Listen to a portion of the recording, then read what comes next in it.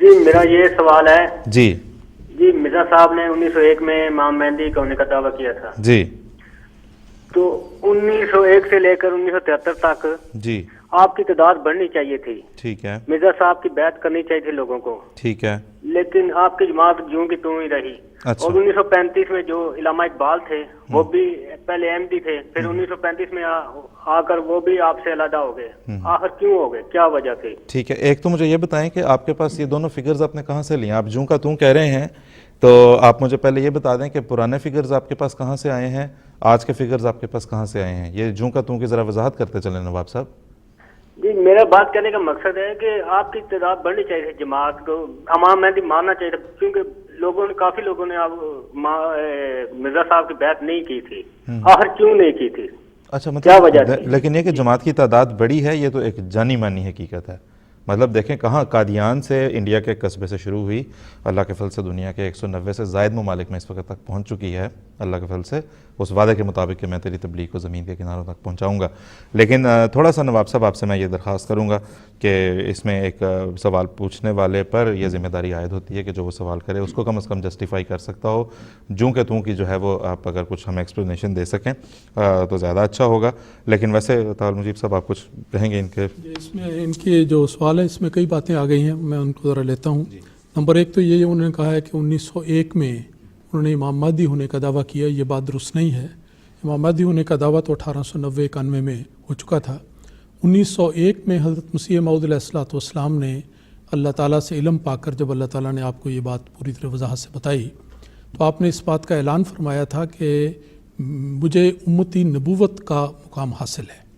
پہلے آپ نبی کا لفظ جو براہین احمدیہ کے زمانے سے بھی آپ کے الہامات میں شامل تھا، آپ ہمیشہ اس کی توجیہ اور تفصیل بیان فرمایا کرتے تھے اور مفہوم اس کا دوسرے رنگ میں بیان فرماتے تھے جو عام سمجھا جاتا تھا۔ لیکن 1901 میں حضرت مسیح موعود علیہ الصلوۃ والسلام پر جب یہ وحی بارش کی طرح نازل ہوئی تو پھر آپ نے اس بات کو خوب کھل کر بیان کیا کہ میرا مقام نبوت کا ہے، لیکن وہ تشریعی نبوت کا نہیں، کیونکہ میں ہرگز کسی نئی شریعت کا دعوے دار نہیں، بلکہ حضرت صلی اللہ علیہ وسلم کا ایک ادنا امتی اور غلام ہونے کی وجہ سے میں امتی نبی ہوں۔ اس بات کا اعلان آپ نے 1901 میں کیا۔ دوسرا، آپ نے ایک آخر میں انہوں نے یہ سوال کیا ہے کہ اتنی دیر ہو گئی ہے تو باقی لوگوں نے بیعت کیوں نہیں کی؟ تو میں ان سے بڑے ادب کے ساتھ ایک سوال پوچھتا ہوں کہ اگر آپ سے کوئی عیسائی یہ کہنا لگے کہ اتنی دیر ہو گئی ہے حضرت صلی اللہ علیہ وسلم کو آئے ہوئے، 100 سال نہیں 1400 سال سے بھی اوپر عرصہ ہو چکا ہے، تو پھر باقی لوگوں نے کیوں نہیں آپ کی بیعت کی، کیوں مسلمان نہیں ہوئے؟ تو آپ اس کا کیا جواب دیں گے؟ ظاہر بات ہے کہ ایمان لانا یا نہ لینا اس کا بنیادی طور پر لوگوں کو اختیار ہے، ذمہ داری بھی انہی کی ہے۔ جو ایمان لاتے ہیں وہ اجر پاتے ہیں، جو انکار کرتے ہیں وہ اپنے انکار کے خود ذمہ دار ہیں، اللہ تعالیٰ کو وہ جواب دہ ہوں گے۔ لیکن یہ کبھی بھی دنیا میں نہیں ہوا کہ اللہ تعالیٰ کا کوئی نبی آیا ہو اور دنیا کے لوگوں نے فوراً اس کو مان لیا ہو۔ دنیا کی ساری تاریخ کو چھان کے دیکھ لیں، آپ کو کبھی کوئی ایسا نبی نہیں نظر آ سکتا جس نے دعویٰ کیا ہو اور فوراً اسی دن لوگوں نے اس کو خوش آمدید کے ہار پہنائے ہوں کہ آئیے جی ہم تو آپ کی راہ تک رہے تھے، آپ آئے ہیں تو سارے کا سارا گاؤں، سارے کا سارا شہر، سارے کا سارا ملک فوراً ان کے حلقہ گوشے بیعت ہو جائے۔ ایسا کبھی نہیں ہوا۔ ہمیشہ دنیا کے لوگ انکار کرتے ہیں، ابتدائی طور پر انکار ہوتا ہے۔ یہی بات ہے جو اللہ تعالیٰ نے خود قرآن مجید میں فرمائی، یا حسرۃ علی العباد ما یاتیہم من رسول الا کانوا بہ یستہزئون، کہ لوگوں پر کتنا ہی افسوس ہے کہ جب بھی اللہ تعالیٰ کا کوئی رسول آتا ہے ہمیشہ اس کا انکار ہوتا ہے۔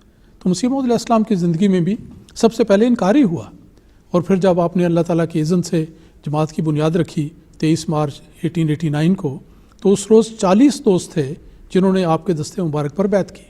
تو یہ وہ ابتدا ہے۔ اور مسیح موعود علیہ السلام نے اپنی زندگی میں لکھا ہے کہ آخری ایام کی بات ہے، آخری سالوں کی، کہ 5 لاکھ تک آپ نے اپنی جماعت کی تعداد بتائی ہے۔ تو دیکھیں کہاں 40 اور کہاں 5 لاکھ آپ کی زندگی میں، اور تعداد اس سے بھی زیادہ باقی باہر کے ملکوں میں بھی تھی۔ پھر اس کے بعد یہ تعداد روز بروز بڑھ رہی ہے۔ میں آپ کو یقین دلانا چاہتا ہوں کہ جماعت احمدیہ کی تاریخ میں کبھی کوئی ایسا دن طلوع نہیں ہوا کہ جب کہ جماعت کی تعداد پہلے سے نہ بڑھی ہو۔ ان ایام میں بھی جب پاکستان کے بعض ممالک میں انتہائی مخالفت کی جاتی ہے، قدغنیں لگائی جاتی ہیں، پابندیاں لگائی جاتی ہیں، مارا پیٹا جاتا ہے، جرمانے کیے جاتے ہیں، قید و بند کی صورت میں مبتلا کیا جاتا ہے، جو کچھ ظلم بھی دنیا کے لوگ کر سکتے ہیں وہ کرتے ہیں، لیکن ایک بات ان کے لیے ناممکن ہے کہ وہ احمدیت کی ترقی کو روک سکیں یا اس کو کم کر سکیں۔ تو جماعت تو بڑھتی چلی جا رہی ہے، جوں کی توں والی بات سمجھ نہیں آئی، انہوں نے کس محاورے کے لحاظ سے بات کر دی ہے۔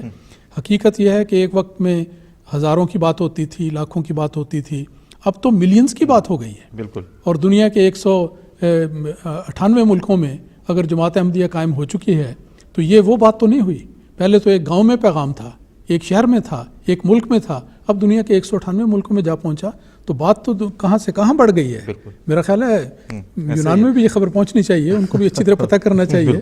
تو یہ اللہ کے فضل سے ہم ہر دفعہ گزارش یہ کرتے ہیں کہ ہمیں کبھی یہ بھی بتائیں کہ بات جو آپ نے سنی اس کو آپ کو کس حد تک سمجھ آئی، کس حد تک آپ کو اپیل کی، دل کو لگی نہیں لگی۔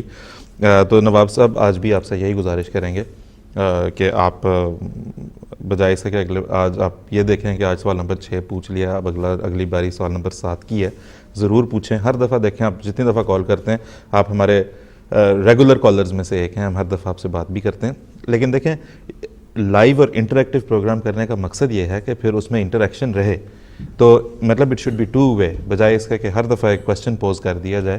آپ ضرور ہمیں کبھی بتائیں بھی، کچھ فیڈ بیک بھی دیں، ہمارے لیے بڑی قابل قدر ہوگی آپ کی فیڈ بیک، ہم آپ کو یقین دلاتے ہیں۔ نواب صاحب کا ایک چھوٹا سا قرض رہ گیا علامہ اقبال کے بارے میں۔ جی جی ہاں جی، انہوں نے یہ بھی ذکر کیا تھا کہ جی ایک وقت میں انہوں نے بیعت کی پھر وہ چھوڑ کر چلے گئے۔ جی تو دیکھیں اس میں کون سی عجوبے کی بات ہے۔ جی اگر انہوں نے بیعت کی تو اللہ تعالیٰ نے ان کو سمجھ عطا کی تھی، انہوں نے بیعت کر لی۔ جی اگر انہوں نے چھوڑ دی تو کس دنیاوی غرض کے لیے چھوڑی، تو اللہ تعالیٰ بہتر جانتا ہے یا وہ جانتے ہیں، اور اس سے فرق کیا پڑتا ہے۔ بالکل، یہ الہی جماعتوں میں سلسلہ ہوتا ہے۔ ہم نے جب یہ تعلق جیب صاحب پچھلے دنوں جو پروگرام کیا نا، سیریز ہم نے کی تھی علامہ اقبال کے جو کیوں چھوڑ گئے، کیا ہوا، پورا تاریخی پس منظر ہم نے دیکھا تھا، تو اس میں بڑی وضاحت کے ساتھ ہم نے یہ بات بتائی تھی کہ جب ہم یہ کہتے ہیں کہ علامہ اقبال احمدی ہوئے تھے تو اس میں جماعت احمدیہ کے لیے ہرگز کوئی فخر کی بات نہیں ہے۔ علامہ صاحب کے لیے یا ان کی آل اولاد کے لیے شاید یہ بات باعث فخر ہو، آج نہیں تو کل کسی وقت ضرور ہوگی کہ کچھ حصہ ضرور وہ جماعت احمدیہ سے وابستہ ہے، ورنہ جماعت کے لیے، خدائی الہی جماعتوں کے لیے تو بالکل کسی شخص کا ہونا نہ ہونا، آنا چلے جانا کوئی معنی نہیں رکھتا۔ لیکن نواب صاحب آپ سے ایک گزارش ہم یہ بھی کریں گے، ہر دفعہ ہم آپ سے کہتے ہیں کہ حضرت مرزا صاحب علیہ السلام کی کتابیں پڑھیں، آپ اقبال صاحب کے جو کل کائنات ان کے جو 7 لیکچر ہیں انہیں بھی ضرور پڑھیں، reconstruction of religious thought in Islam کے نام سے وہ شائع ہیں، اردو ترجمہ بھی اس کا اویلیبل ہوتا ہے، آپ لے کے پڑھیں۔